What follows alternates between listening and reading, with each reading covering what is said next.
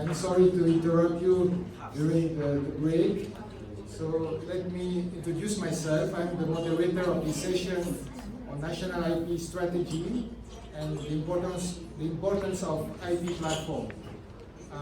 My name is Wipo. I've been working at the World Intellectual Property Organization for the past 21 years, and we are very honored to have the opportunity to be invited here by UNDESA, the Ministry of Science and Technology from China, and UNESCA to talk about this very challenging issue related to the United Nations online technology facilitation mechanism to support science, technology, and innovation. Before I present the 3 August speakers, I would like to highlight on something very important. We have been talking a lot about innovation, but I have not heard much about intellectual property. I guess you are all familiar with intellectual property. For those who are not, intellectual property, there are two branches of intellectual property. We have the industrial property, which concern patent, trademark, industrial design, geographical indication, and other member of the family, and then the copyright. I would like to show you, to start this session by this very inspiring innovator, who is the late Steve Jobs, who said, "Innovation distinguishes between a leader and a follower. Be the market leader, take risks, innovate, and excel." This is all the purpose of this exercise. I would like to congratulate UNDESA with his leadership to organize with the Ministry of Science and Technology this gathering, which is very unique.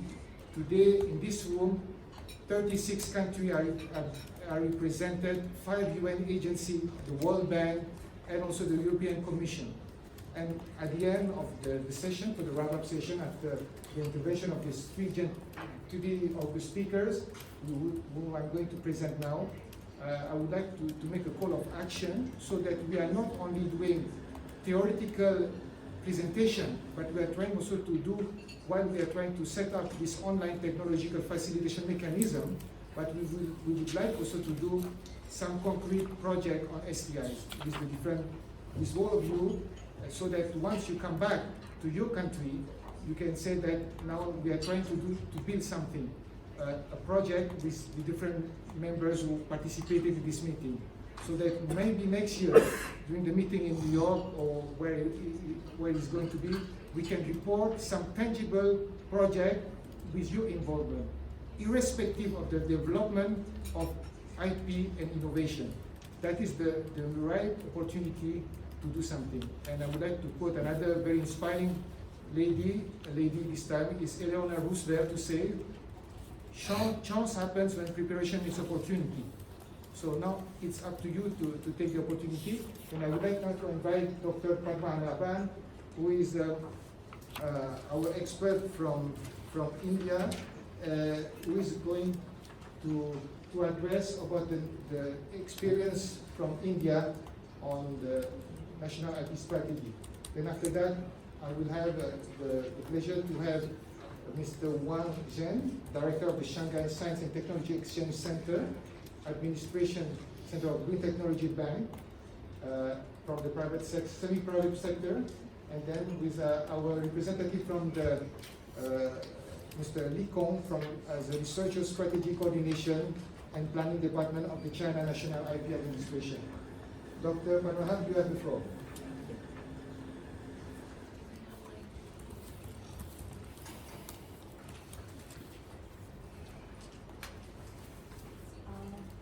Good evening, everybody. I am very grateful for this opportunity. I thank the dignitaries and the organizers who have given me this opportunity, also the hosts. And I will start with my talk on development of national IP strategies utilizing the IP platforms.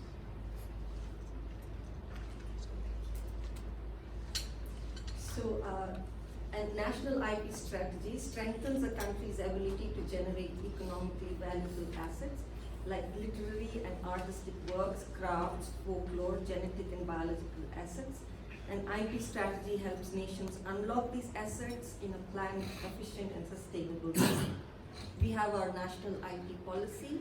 On all the desks there is a copy for you to look at. Do take a look at that. That came into being in 2016, May 2016. And that includes a set of measures formulated and implemented by our government. These measures encourage and facilitate the effective creation, development, management, and protection of IP at the national level. The methodology includes an IP audit, a national consultation process, consolidation of strategic approaches regarding the use of IP to support national development goals. Now, also on the desks are 3 other information materials. One is a small pamphlet which describes the IPs that we try to generate awareness about. There is a booklet, and also there is a small flyer on the Karnataka State Council. I am representing the Karnataka State Council. Karnataka is a state in India. All the states have a state council, and we work closely with the CPAM, which is the Center of Intellectual Property Management. CPAM comes under the Ministry of Commerce and Industry via the DI, the Department of Internal Trade Industry. So that's the organogram, and we have started the awareness programs. That is one of the 7 platforms which we see in our country for building up an IP system. At the bottom of the slide, you see the various types of intellectual properties, like patents, copyrights, geographical indication, trademarks, trade deaths, trade secrets, etc. Now, these were under various departments, but now they have all been, you would read in the national IP policy, they are all being brought together under the Department of Commerce and Industry. And so the promotion of these intellectual property rights. This is important. Building a resilient infrastructure to promote sustainable industrialization and foster innovation. Most of our programs rest on this bedrock. This is the bedrock. And under these are the levers which were spoken about yesterday, the 4 levers, which is finance, sustainable development, for sustainable development, and so on. I would also like to, at this point, with pride, say that the innovation index, we have come from position 82 to 52, which is a huge leap. But we are always in awe of China, which is at number 17. So all the sustainable development goals, they are inextricably linked together each other and form the bedrock on which the intellectual property rights try to sit on. So we have all those, and the ones which are, I have just highlighted the ones which are very important for India. Now, our national IPR policy, the first one is IPR awareness, outreach and promotion. We have, and I'm sure this has been documented very well, Professor Anil Gupta from the Indian Institute of Management.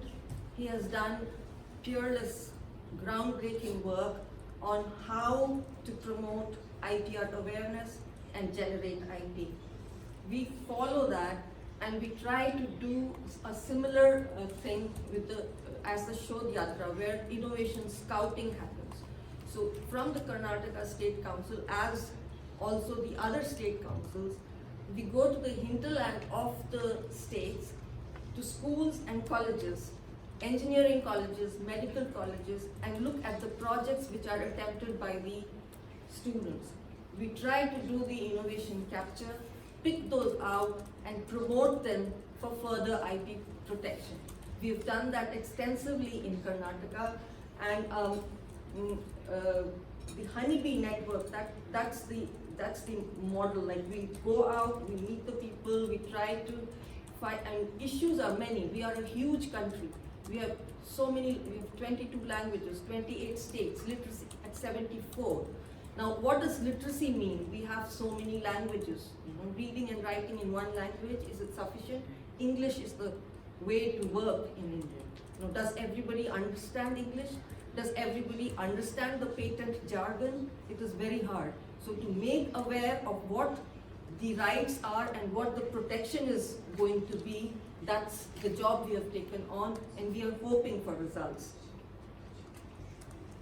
So for this, for IPR awareness and outreach, we do workshops, seminars, trainings. So the materials which I have put on the tables, those are what we use. And we use taglines. You can see the tagline like we have on the policy itself: Creative India, Innovative India. And promotional materials, these are promotional materials. We do road shows, we do dramas, we have mascots. IP Nani, that's by mascot which has been generated, which has been made by the CPAM, which is grandmother, a grandmother who teaches the child all about patents, copyrights, geographical indications, trademarks. So this is introduced at the school level so that the culture changes. The question we are always asked is, we've been functioning fine so far without protecting via the IP platforms. Why should we go in for it? It requires fees. You need to pay at every level for a patent. What is the guarantee that we will get sufficient returns? Why do we need to go there? So for that, we have to go through all these methods. And IP Nani is very well received, and she is everywhere. Like, she'll talk about Darjeeling tea, she'll talk to you about patents, she'll talk to you about piracy, plagiarism, whatever. And we also have Bollywood stars come up and explain about piracy and why it's harmful for you.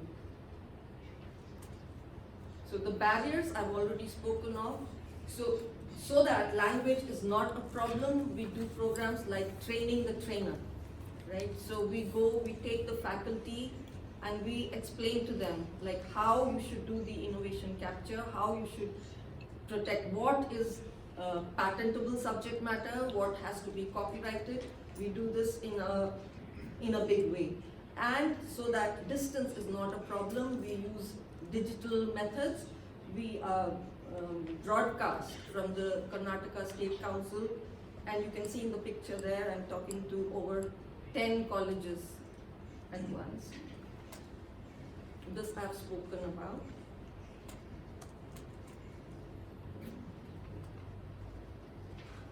Next comes the generation of IPRs, for which we have now intellectual property office.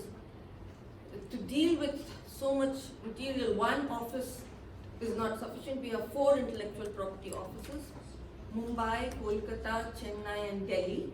The first one was in Kolkata, but now the headquarters are in Mumbai. Chennai takes care of the South Indian states. Mumbai is the western, Delhi is the northern region, and Kolkata is the eastern region. Then we have the exams.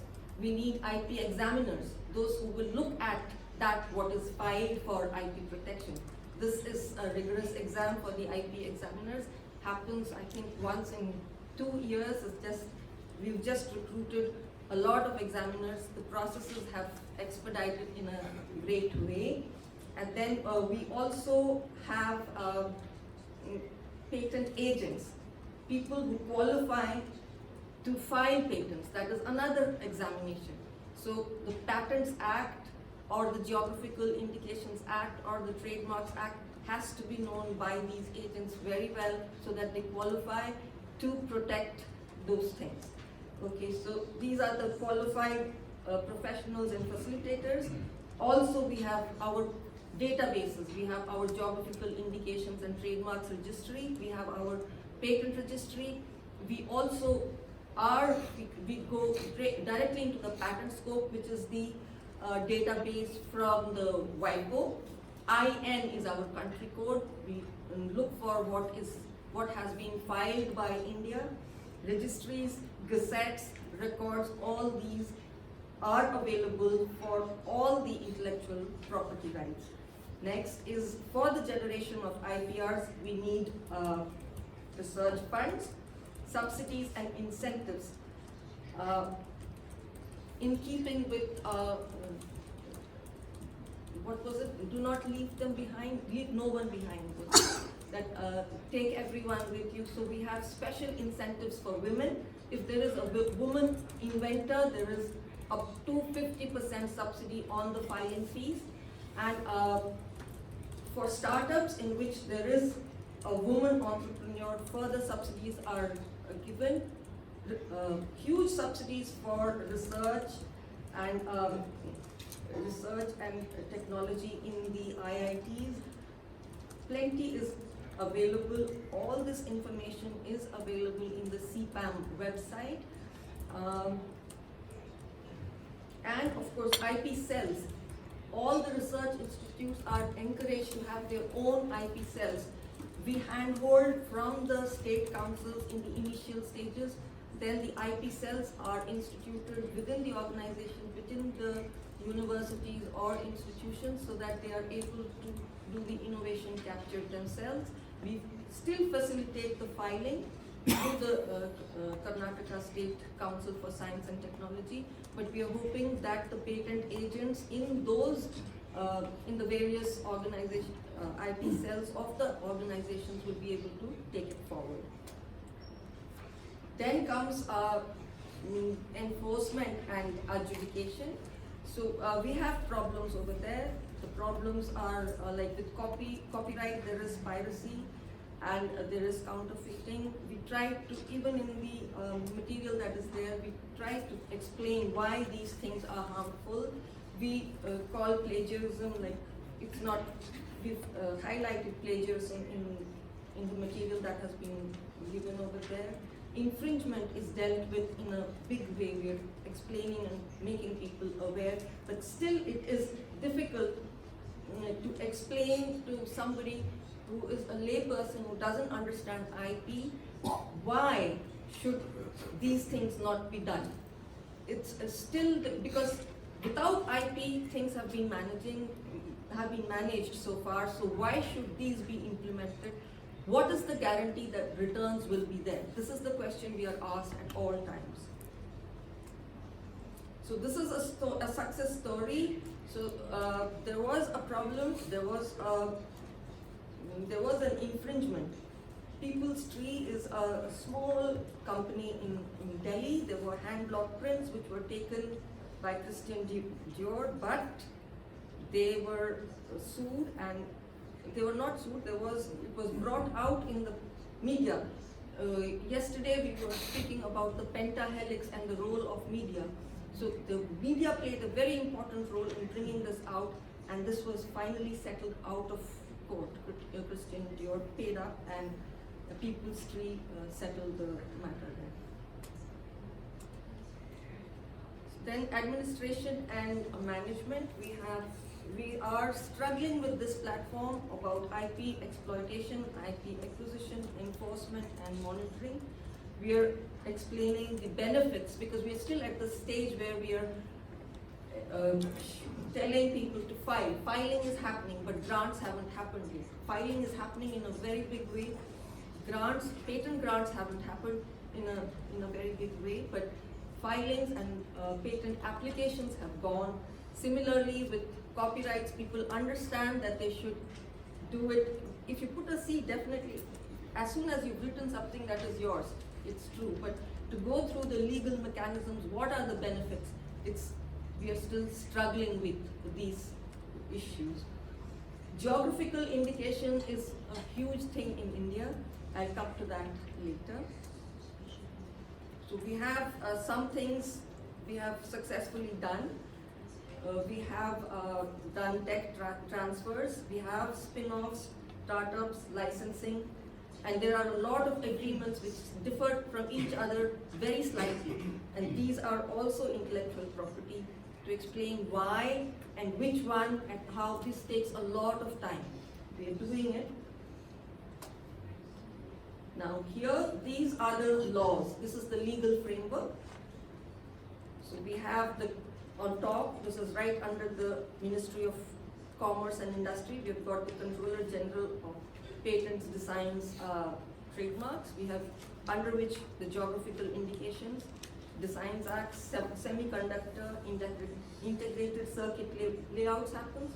Then we have the Department of Agriculture and Cooperation, which protects plants. We have the Ministry of Environment and Forests, which protects the biological diversity. We have copyrights, trademarks, and patents under the Controller General of Patents, Designs, and Trademarks.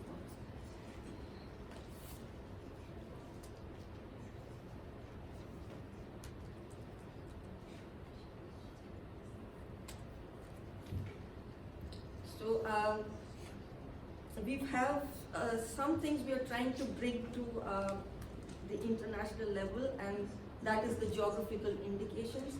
Yesterday, the DNA of Northern Netherlands was mentioned. We've attempted a similar thing in India, and here we've tried to decode the genome of the Indian handicrafts and Indian geographical indications. It's vast. It's a lot of things. We have about 350 geographical indications. How do we bring that, and how do we say, that you, on getting international exposure, on elevating your status, there will be returns. That's the amount. We are looking forward to collaborating with the Wipo and having some tangible results. We're looking forward to this. This is all I have to